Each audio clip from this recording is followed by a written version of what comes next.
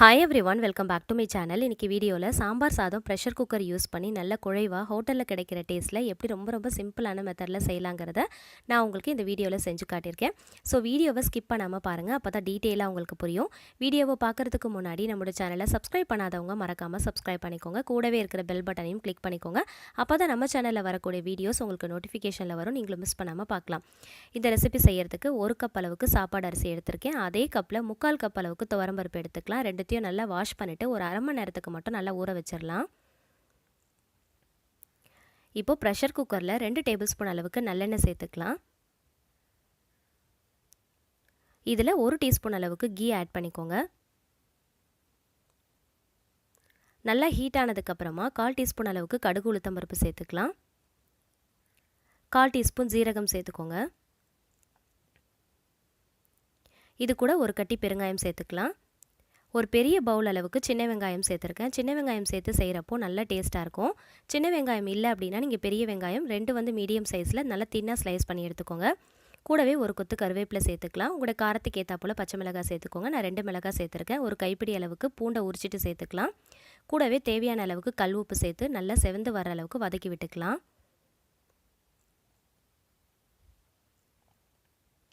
இப்போ இதில் 2 மீடியம் சைஸில் பெரிய தக்காளி எடுத்திருக்கேன். அதை நல்லா தின்னாக நீல வாக்கில் ஸ்லைஸ் பண்ணிவிட்டு சேர்த்துக்கலாம். புளிப்பில்லாத தக்காளியாக பார்த்து எடுத்துக்கோங்க. இதையும் நல்லா வதக்கி விட்டுக்கலாம். இப்போ இது கூட நறுக்கின வெஜிடபிள்ஸ் எல்லாமே நம்ம சேர்த்துக்க போகிறோம். உங்கள்கிட்ட என்ன வெஜிடபிள்ஸ் இருக்கோ அது எல்லாத்தையுமே நீங்கள் சாப் பண்ணிவிட்டு சேர்த்துக்கலாம். நான் கேரட், பீன்ஸ், உருளைக்கிழங்கு, முருங்கைக்காய் இது எல்லாமே சேர்த்துக்கிறேன். நீங்கள் விருப்பப்படுற காய்கறிகளை இது கூட சேர்த்துக்கலாம்.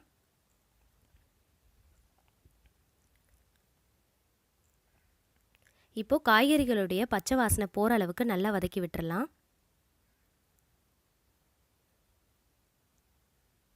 இது கூட 1/4 டீஸ்பூன் அளவுக்கு மஞ்சள் தூள், 1/2 டீஸ்பூன் காஷ்மீரி ரெட் சில்லி சேர்த்துருக்கேன். 1/4 டீஸ்பூன் ஜீரகத்தூள் சேர்த்துக்கோங்க. 1 டேபிள் ஸ்பூன் அளவுக்கு சாம்பார் தூள் சேர்த்துக்கோங்க. சேர்த்துட்டு இதோடைய மசாலா வாசனை போகிற அளவுக்கு நல்லா வதக்கி விட்டுக்கலாம்.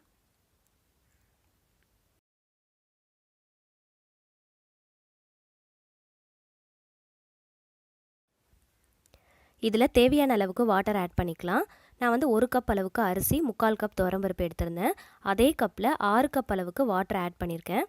நீங்கள் எந்த கப்பில் அரிசியும் பருப்பும் எடுக்கிறீங்களோ அதே கப்பில் தான் நீங்கள் வாட்டரும் அளந்து எடுத்து நீங்கள் ஆட் பண்ணிக்கணும். நான் கரெக்டாக 6 கப் அளவுக்கு சேர்த்துருக்கேன். அப்போ தான் நல்லா குழைவாக வரும். அதுக்காக தான் ஊற வச்சுருக்கிற அரிசியும் பருப்பையும் இது கூட சேர்த்துடலாம்.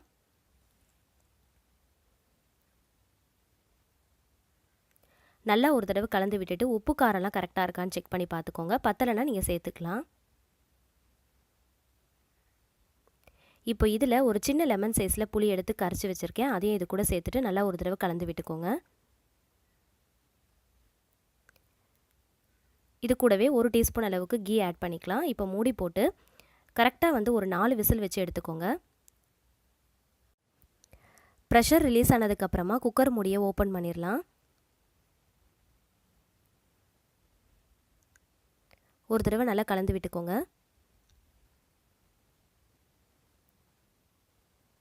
இப்போ இதுக்கு தேவையான தாளிப்பு ரெடி பண்ணிடலாம். ஒரு கடாயில் 1 டீஸ்பூன் அளவுக்கு கீ ஆட் பண்ணியிருக்கேன். கடுகு உளுத்தம் பருப்பு சேர்த்துக்கோங்க. கொஞ்சமாக ஜீரகம், 3 காஞ்ச வத்தல் சேர்த்துருக்கேன். கொஞ்சமாக பெருங்காயத்தூள் சேர்த்துக்கோங்க. ஒரு கைப்பிடி அளவுக்கு கருவேப்பிலை கொத்து சேர்த்துக்கலாம்.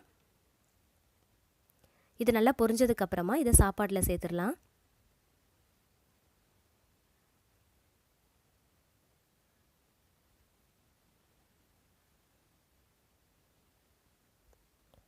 சேர்த்துட்டு ஒரு தடவை நல்லா கலந்து விட்டுக்கோங்க. 4 விசில் வச்சாலே கரெக்டாக இருக்கும். பாருங்கள், இந்த அளவுக்கு சாம்பார் சாதம் நல்லா குழைவாக இருக்கணும். அப்போ தான் நல்லா டேஸ்ட்டாக இருக்கும். இப்போது நறுக்கின கொத்தமல்லி இலைகளை தூவிட்டு நல்லா ஒரு தடவை மிக்ஸ் பண்ணி விட்டுறலாம்.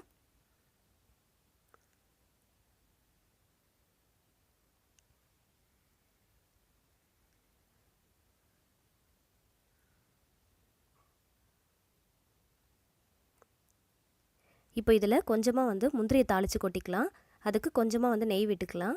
நெய் நல்லா ஹீட் ஆனதுக்கப்புறமா ஒரு கைப்பிடி அளவுக்கு முந்திரி பருப்பை நல்லா தாளிச்சிட்டு அதையும் அது கூட சாப்பாடு கூட சேர்த்துட்டிங்க அப்படின்னா நல்லா டேஸ்ட்டாக இருக்கும்.